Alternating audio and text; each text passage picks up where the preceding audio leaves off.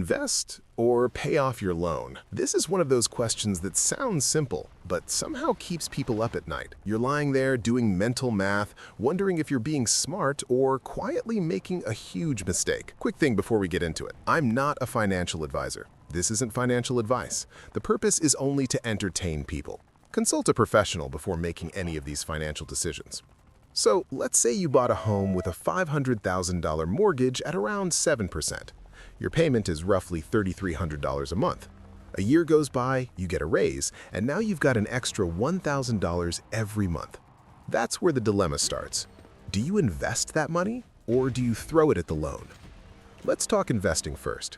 If you invest $1,000 a month into a broad index fund and earn something like 9% long-term, that money can grow into a serious amount over time.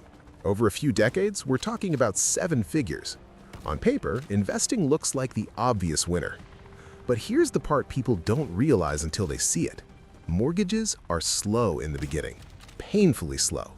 In the early years, most of your payment goes to interest. You can pay tens of thousands of dollars and barely see the balance move.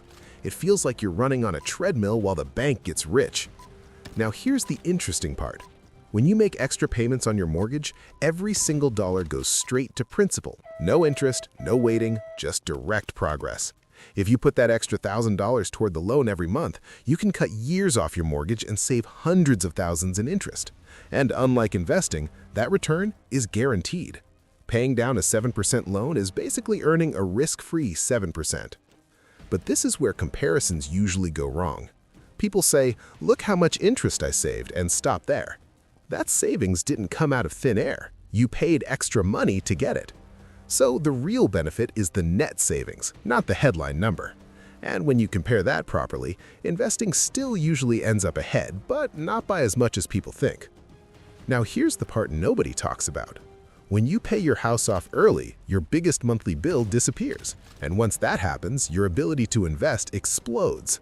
Instead of investing $1,000 a month, you're suddenly investing $4,000 plus a month because the mortgage is gone. That late-stage investing power is what keeps mortgage prepayments competitive. So which one is better? Honestly, it depends on risk. Investing probably builds more wealth over the long run, but the ride is rough. Markets crash, timing matters, returns don't come in a straight line. Mortgage prepayment is boring but solid. Paying down debt gives you a guaranteed return, zero volatility, and zero stress for market swings. That's why I like what I call the freedom fund approach. You don't have to choose one extreme. You split your extra money. Some goes toward investing, some goes toward killing the loan. You might do 50-50. You might lean more toward investing when you're young and shift toward paying off the loan as life gets more complicated. If your interest rate is high, paying it down makes a lot of sense. If your rate is low, investing usually wins. If you're somewhere in the middle, doing both keeps you flexible. Because here's the real truth. The best strategy isn't the one that looks best in a spreadsheet. It's the one that lets you sleep at night.